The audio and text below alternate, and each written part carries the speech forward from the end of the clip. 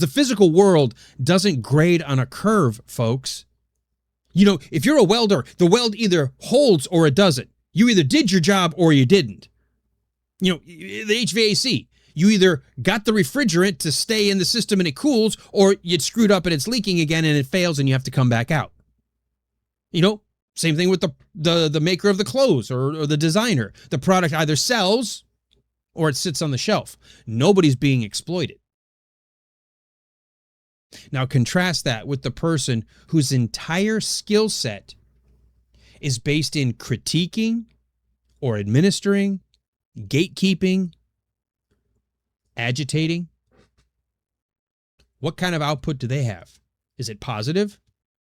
When's the last time you felt positive about critique, being critiqued or administered, or somebody who's keeping you from doing something or who's agitating you? How many times is that a positive experience? See, those individuals, that output they provide, it's usually negative. Rules that will slow people down. Taxes that siphon off the wealth under the guise of spreading the wealth around to pay your fair share. Narratives that literally demoralize people.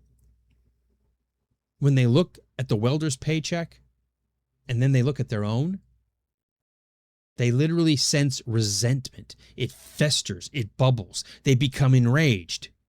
They tell themselves, I went to Yale, for God's sake. He's gone to a trade school.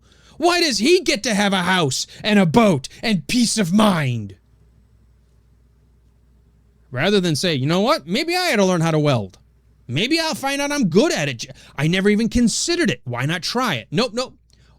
Rather than learn, rather than start their own business, rather than invent something, the negative, the takers, the destroyers, the pillagers, what they say is, well, you know what? If I can't have it, no one should.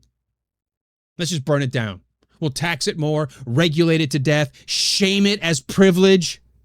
Or let's just go ahead and redefine success itself as oppression.